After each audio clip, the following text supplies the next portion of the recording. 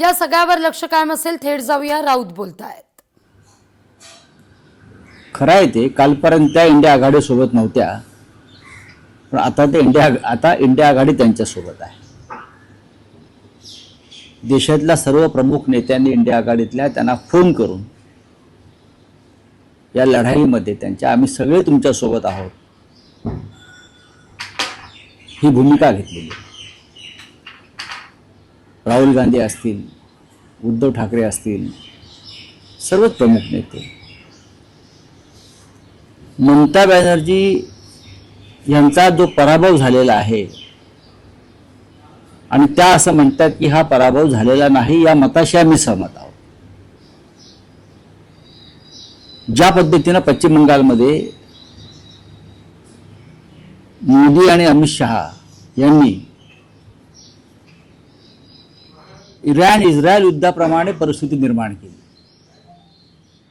सैन्य, दहशत, आर्थिक दहशतवाद, अफवा, संपूर्ण सरकार कलकत्त्यात बसलं केंद्राचं, मतदार याद्यांतून नावं वगळली लाखो, आणि अशा पद्धतीनं ममता बॅनर्जी यांचा पराभव यावेळेला करून दाखवायचाच या एका जिद्दीनं आणि किंवा ईर्षेनं, द्वेषानं ही निवडणूक लढवून ममता बॅनर्जी यांना सत्तेत येण्यापासून रोखलं. त्या जिंकलेल्याच आहे, ते खरं आहे.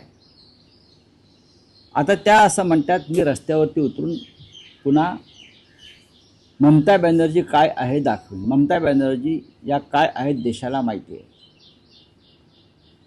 त्यांनी असे सांगितले मी राजीनामा देणार नाही, कारण मी विजयी झालेले आहे. मी राजीनामा देणार नाही हा त्यांच्या आंदोलनाचाच एक भाग आहे. सरकारविरोधी, निवडणूक आयोगाविरोधी किंवा लोकशाही विरोधी ज्या कृत्यांची मालिका तिकडे झाली त्या विरोधामध्ये मी राजीनामा देणार नाही हा त्यांच्या आंदोलनाचा एक भाग समजून घेतला पाहिजे. हे त्यांचं एक आंदोलन आहे आणि त्या आंदोलनाला आता काय दिशा मिळते पाहावं लागेल. उद्धव ठाकरेंचा फोन त्यांना आला असं त्या कालपत्रकात. हो, त्यांची नाही, उद्धव ठाकरे यांची भूमिका तीच आहे की आम्ही सगळे या लढाईत तुमच्यासोबत आहोत. मी मगाशी म्हणालो की आम्ही सगळे लढाईत तुमच्यासोबत आहोत आणि देशातल्या बहुतेक सर्व इंडिया आघाडीच्या नेत्यांनी त्यांना तशा प्रकारचा दूरध्वनी करून त्यांना पाठिंबा दिला. इंडिया आघाडीची विस्कटलेली ही सगळी घडी होती. तुम्ही सुद्धा काही दिवसांपूर्वी म्हणाला होतात की इंडिया आघाडीची बैठक झाली पाहिजे, हे उद्धव ठाकरे तुमचं म्हणणं तुम्ही मांडलं होतं. आता या सगळ्या पराभवानंतर इंडिया आघाडीत पुन्हा एक येते किंवा हा पराभव आता कारणीभूत ठरतो इंडिया आघाडीला एक येण्यासाठी किंवा तशा प्रकारची. जर आम्हाला लढायचं असेल या हुकुमशाही विरुद्ध किंवा निवडणूक आयोगाच्या पक्षपाती धोरणाविरुद्ध किंवा ज्या पद्धतीनं निवडणूक आयोग हा सत्ताधारी पक्षाचा गुलाम झाला आहे, त्याच्यामुळे विरोधी पक्षांना यापुढे निवडणूक लढवायच्या की नाही ती भूमिका घ्यावी लागेल, ठरवावं लागेल. आणि हे जर आम्हाला देशामध्ये चित्र उभं करायचं असेल तर आम्हाला विरोधी पक्षाला एकत्र यावं लागेल. इतकंच नव्हे, सत्ताधारी पक्षामध्ये सुद्धा असे काही लोक आहेत की त्यांनाही लोकशाहीचं हे पतन पटत नाही आहे. त्यांनासुद्धा आम्हाला आवाहन करावं लागेल की देश संकटात आहे. माझा प्रश्न पूर्ण होऊ द्या, उत्तर पूर्ण होऊ द्या. जसं इंदिरा गांधींची आणीबाणी काही लोकांना मान्य नव्हती आणि त्या विरोधामध्ये जगजीवनराम असतील, हेमावतीनंदन बहुगुणा असतील, असे अनेक प्रमुख लोक त्यावेळेला जनता पक्षाच्या प्रवाहात सामील झाले आणि हुकुमशाही विरुद्ध लढले. असे काही लोक आजही सत्ताधारी पक्षामध्ये आहेत की त्यांना असं वाटतं की ज्या पद्धतीने देश पुढे निघालेला आहे हे योग्य नाही. अशा लोकांना सुद्धा इंडिया आघाडीतर्फे आवाहन केलं जाईल. आता या पराभवानंतर एकी राहील असं वाटतं का? इंडिया हे नाव दिलेले नितीश कुमार तुमच्या सोबत नाहीत. नाही बघा, पुढे काय होईल? नाही, असं आहे की नितीश कुमार हे पहिल्यापासूनच भरकटलेले होते. नितीश कुमार कधीच कुठे स्थिर नव्हते. नितीश कुमार यांचं मानसिक संतुलन किती बिघडलेलं आहे हे आपण पाहत असता.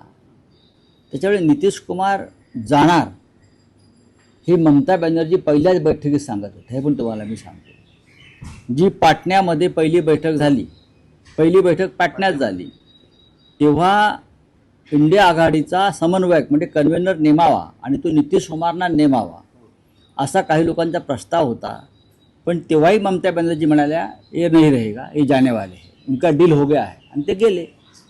पण ममता बॅनर्जी सुद्धा राज्यपासून दूर गेल्या, इंडिया आघाडीपासून दूर गेल्या. विधानसभा लोकसभेला सुद्धा त्यांनी स्वबळाचा नारा दिला राहुल गांधींच्या हो, विरोधात. पण त्यांनी भारतीय जनता पक्षाबरोबर हात मिळवणी केली नाही ना. पण ते चुकलं का ममता बॅनर्जी? नाही, आता त्यांनी त्यांना इंडिया आघाडी आठवते. नाही, बरोबर आहे तुमचं म्हणणं, की मी कालही म्हणालो की शेवटी मोठा नेता राज्यातला असतो, त्यांनी काही गोष्टी समजून घेतल्या पाहिजे.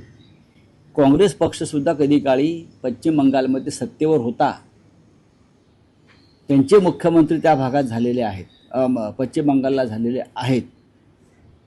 प्रणव मुखर्जी हे पश्चिम बंगालचे जे देशाचे राष्ट्रपती झाले, त्याच्यामुळे काँग्रेसला सुद्धा जर सांभाळून घेता आलं असतं तर चित्र वेगळं दिसलं असतं. पण आता इंडिया आघाडी एकत्र यावी यासाठी मोठे नेते आव्हान करणार आहेत, काही स्ट्रॅटेजी केलेलं आहे, सगळ्यांना आवाहन केलेलं आहे आणि सगळे एकमेकांच्या संपर्कात आहे. शरद पवारांची भूमिका अजून समोर नाही आलेली इंडिया काँग्रेसवरती आरोप आघाडीबाबत. केलेला हा? आहे. तमिळनाडूमध्ये डीएमकेने काँग्रेसवर आरोप केलेला आहे की तिथे निवडणुकीत काँग्रेसचा पाठिंबा मिळाला नाही, काँग्रेसने टीव्हीकेला मदत केली आणि कुठेतरी विश्वासघात झाला. ना, हा त्यांचा अंतर्गत विषय आहे, ते बोलतील.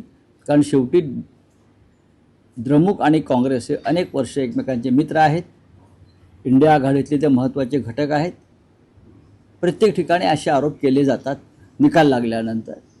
पण तामिळनाडूमध्ये एक वेगळीच लाट आली, तिसरा पर्याय लोकांनी स्वीकारला, हे मान्य केलं पाहिजे. लाडकी बहीण योजना पुन्हा आता वादात सापडली. 65 लाख अपात्र लाडक्या बहिणींकडून पैसे घ्यायची तयारी राज्य सरकारची आहे. या सगळ्यांकडून महिन्याचे पैसे सुद्धा आले. 2 महिन्यांचे जर जर जर कोणी बनावट कागदपत्र भ्रष्ट मार्गाने सरकारच्या तिजोरीमध्ये हात घातला असेल आणि त्यांच्या खिशात किंवा त्यांच्या पर्समध्ये पैसे गेले असतील तर तो गुन्हा आहे. आणि सरकारला जर कळत असेल की सरकारी तिजोरीची लूट होते, त्याची चौकशी व्हायला पाहिजे. रावसाहेब, सरकार म्हणतं की मराठी सक्ती होत आहे. मराठी सक्ती असतानाच आता शासकीय कर्मचाऱ्यांना हिंदीची परीक्षा द्यावी लागते. 28 जूनला हिंदी परीक्षा होते. मग अधिकाऱ्यांना हिंदी भाषा सक्तीची केलेली आहे, त्याची हिंदी परीक्षा देखील होणार आहे अधिकाऱ्यांना. हिंदीला आम्ही कधी विरोध केला नाही. मराठी ही पहिल्या क्रमांकाची भाषा आहे. हिंदी असेल, इंग्रजी असेल, या ऐच्छिक भाषा आहेत आणि राष्ट्रीय स्तरावर काम करण्यासाठी इंग्रजी आणि हिंदीची आवश्यकता आहे. ममता बनर्जी ने बोला है कि मैं राजभवन नहीं जाऊंगी और इस्तीफा नहीं दूंगी. नहीं हो गया, आप पूछिए. हाँ, सर, ममता बनर्जी ने कहा है कि मैं इस्तीफा नहीं दूंगी, विरोध कर रही हैं जिस तरह से पश्चिम बंगाल में. देखो, ममता बनर्जी ने कल जो प्रेस कॉन्फ्रेंस ली है, मैंने उनका वो शब्द और शब्द को मैंने वो सुन लिया है और समझ. ममता बॅनर्जी यांच्या मताशी आपण सहमत आहोत असं खासदार संजय राऊत म्हणतात. तर तामिळनाडू जनतेनं तिसरा पर्याय स्वीकारला असंही राऊतांचं म्हणणं आहे. पश्चिम बंगालमध्ये ममता बॅनर्जी या काही दिवसांपूर्वी इंडिया आघाडीमध्ये तशा नव्हत्या असं सांगत असताना त्यांच्या या आता येणाऱ्या काळात मात्र इंडिया आघाडी या ममता बॅनर्जींच्या पाठीशी असेल हेही सांगायला राऊत विसरलेले नाहीत.